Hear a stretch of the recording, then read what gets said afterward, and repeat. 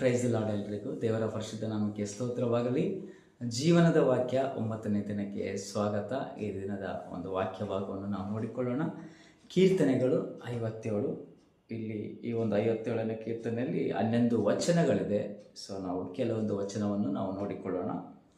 ದೇವರೇ ಕರುಣಿಸು, ನನ್ನನ್ನು ಕರುಣಿಸು, ನೀನೇ ನನ್ನ ಆಶ್ರಯ ಸ್ಥಾನವಲ್ಲವೇ. ಆಪತ್ತುಗಳು ಕಳೆದು ಹೋಗುವ ತನಕ ನಿನ್ನ ರೆಕ್ಕೆಗಳ ಮರೆಯನ್ನು ಆಶ್ರಯಿಸಿಕೊಳ್ಳುವೆನು. ಪರಾತ್ಪರನಾದ ದೇವರಿಗೆ ಮೊರೆ ಇಡುವೆನು.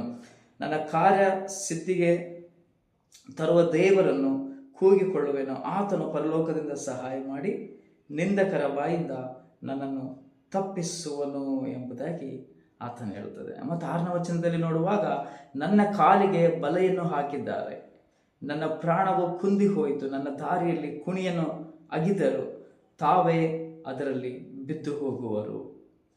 ಆಮೇಲೆ ಇಲ್ಲಿ ದಾವಿದನು ರಚಿಸಿದಂಥ ಈ ಒಂದು ಕೀರ್ತನೆಯಲ್ಲಿ ನಾವು ನೋಡುವಾಗ, ದಾವಿದನ ಒಂದು ಜೀವಿತ, ಆತನ ಒಂದು ಪರಿಸ್ಥಿತಿ ಬಹಳ ಇಕ್ಕಟ್ಟಿನಲ್ಲಿ, ಸಂಕಷ್ಟದಲ್ಲಿ, ದುಃಖದಲ್ಲಿ, ನೋವಿನಲ್ಲಿ ಇರುವಂತಹ ಒಂದು ಪರಿಸ್ಥಿತಿ ಏನಂತ ನಾವು ನೋಡುವಾಗ, ದಾವಿದನು ಸೌಲನ ಕೈಯಿಂದ ತಪ್ಪಿಸಿಕೊಂಡು ಆ ಗುಹೆಯಲ್ಲಿ ಅಡಗಿಕೊಂಡಾಗ ದಾವಿದನು ತನ್ನ ಒಂದು ವಿಜ್ಞಾಪನೆಯನ್ನು ದೇವರ ಮುಂದೆ ಇಡ್ತಾ ಇದ್ದಾನೆ. ದೇವರಿಗೆ ಆತನು ಮೊರೆ ಇಡ್ತಾ ಇದ್ದಾನೆ.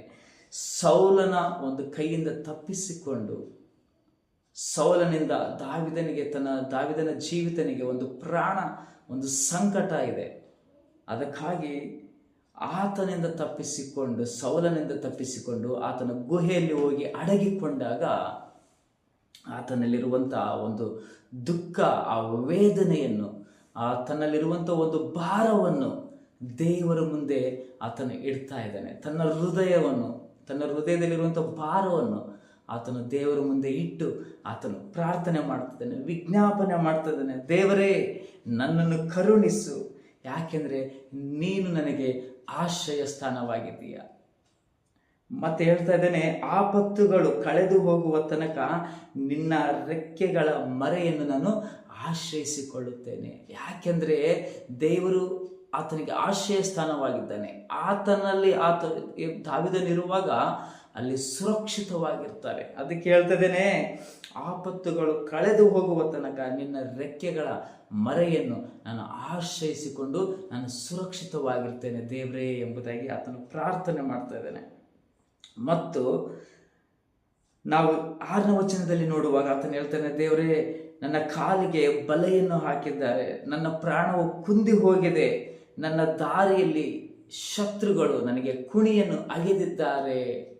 ಅಂದರೆ ಆತನಿಗೆ ಅನೇಕ ಒಂದು ವಿಪತ್ತುಗಳು, ಶೋಧನೆಗಳು, ಕಷ್ಟಗಳು, ಸಂಕಟಗಳು ಆತನ ವಿರುದ್ಧವಾಗಿ ಬರುವಂಥ ಸಮಯದಲ್ಲಿ ಆತನು ದೇವರಿಗೆ ಮೊರೆ ಇಡ್ತಿದ್ದಾನೆ. ದೇವರೇ, ಇಂತಹ ಪರಿಸ್ಥಿತಿಯಲ್ಲಿ ನಾನಿದ್ದೇನೆ, ಇಂತಹ ಕಣ್ಣೀರಿನಲ್ಲಿ, ನೋವಿನಲ್ಲಿ, ದುಃಖದಲ್ಲಿ ನಾನಿದ್ದೇನೆ. ಅದಕ್ಕಾಗಿ ಆತನು ಪ್ರಾರ್ಥನೆ ಮಾಡ್ತಾ ಇದ್ದೇನೆ, ದೇವರೇ ನನ್ನನ್ನು ಕರುಣಿಸು, ನಾನು ನಿನ್ನಲ್ಲಿ ಆಶ್ರಯವನ್ನು ನಾನು ಹೊಂದಿಕೊಳ್ಳುತ್ತೇನೆ. ಈ ಒಂದು ಆಪತ್ತುಗಳು, ಸಂಕಷ್ಟಗಳು, ನೋವುಗಳು ಅವೆಲ್ಲವೂ ಸಹ ಕಳೆದು ಹೋಗುವ ತನಕ ನಾನು ನಿನ್ನ ರೆಕ್ಕೆಗಳ ಮರೆಯನ್ನು ನಾನು ಆಶ್ರಯಿಸಿಕೊಳ್ತೇನೆ. ಯಾಕೆಂದರೆ ನಾನು ನಿನ್ನಲ್ಲಿ ಇರುವಾಗ ನಾನು ಸುರಕ್ಷಿತನಾಗಿರ್ತೇನೆ ಎಂಬುದಾಗಿ ದಾವಿದನಿಗೆ ಗೊತ್ತಿತ್ತು ಪ್ರಿಯರೇ.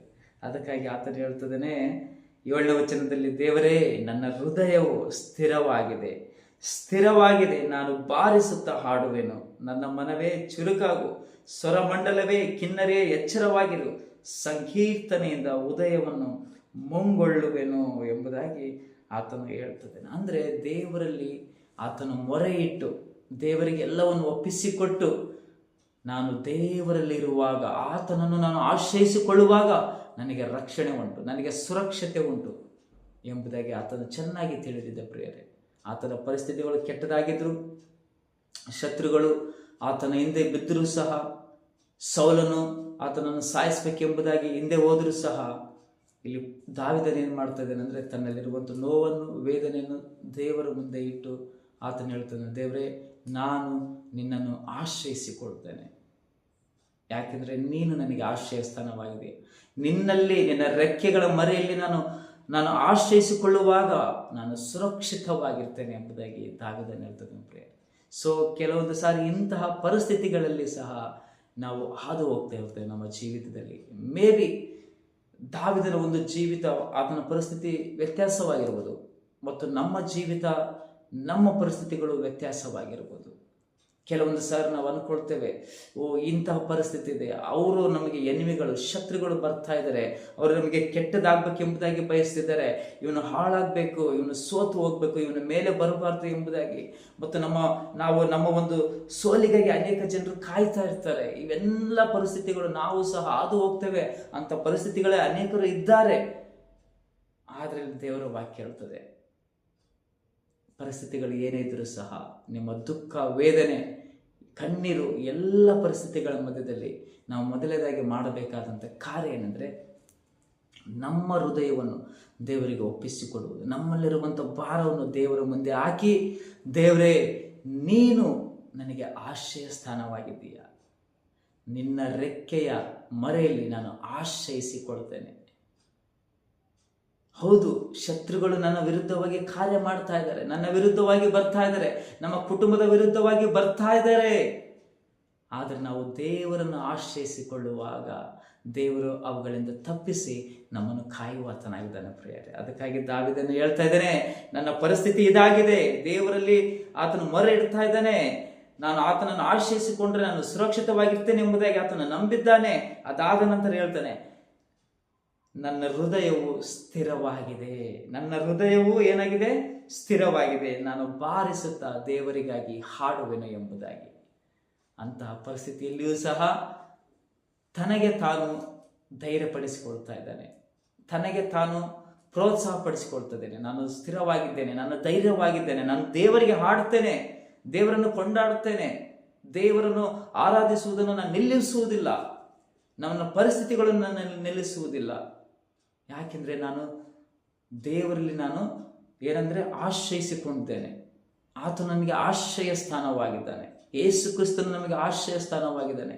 ಇಂಥ ಪರಿಸ್ಥಿತಿಗಳಲ್ಲಿ ನಾವು ದೇವರ ಬಳಿಗೆ ಓಡುವಾಗ, ಆತನ ಸಮ್ಮುಖಕ್ಕೆ, ಆತನ ಸನ್ನಿಧಿಗೆ, ಆತನ ಪಾದದ ಬಳಿಗೆ ಹೋಗಿ ನಾವು ಆತನಲ್ಲಿ ಮೊರೆ ಇಡುವಾಗ, ನಮ್ಮ ಹೃದಯವನ್ನು ಆತನಿಗೆ ಒಪ್ಪಿಸಿಕೊಡುವಾಗ, ಪರಿಸ್ಥಿತಿಗಳನ್ನು ಆತನ ಮುಂದೆ ಹಾಕಿದಾಗ, ದೇವರೇ, ಇದು ನನ್ನ ಪರಿಸ್ಥಿತಿ, ನಾನು ನಿನ್ನಲ್ಲಿ ಆಶ್ರಯಿಸಿಕೊಳ್ತೇನೆ, ಯಾಕೆಂದರೆ ನೀನು ನನಗೆ ಆಶ್ರಯ ಸ್ಥಾನವಾಗಿದೆಯಾ.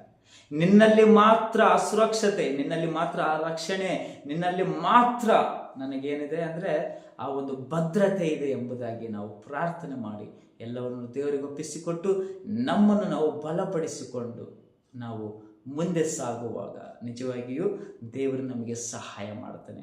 ಅಂತಹ ಸಂಕಷ್ಟಗಳಿಂದ, ಶತ್ರುಗಳಿಂದ, ಪರಿಸ್ಥಿತಿಗಳಿಂದ ದೇವರು ನಮ್ಮನ್ನು ಕಾಯುತ್ತಾರೆ, ನಮ್ಮನ್ನು ಸುರಕ್ಷಿತ ಇಲ್ಲಿ ನಮ್ಮನ್ನು ನಡೆಸ್ತಾರೆ. ಆಮೇನ್. ಸೊ ಹಾಗಾಗಿ ನಾವು ದೇವರನ್ನು ಕೊಂಡೋಡೋಣ, ಆತನನ್ನು ಸ್ತುತಿಸೋಣ, ಆತನನ್ನೇ ನಾವು ಆಶ್ರಯಿಸಿಕೊಂಡು ನಾವು ಜೀವಿಸುವವರಾಗಿರೋಣ ಪ್ರಿಯರೇ.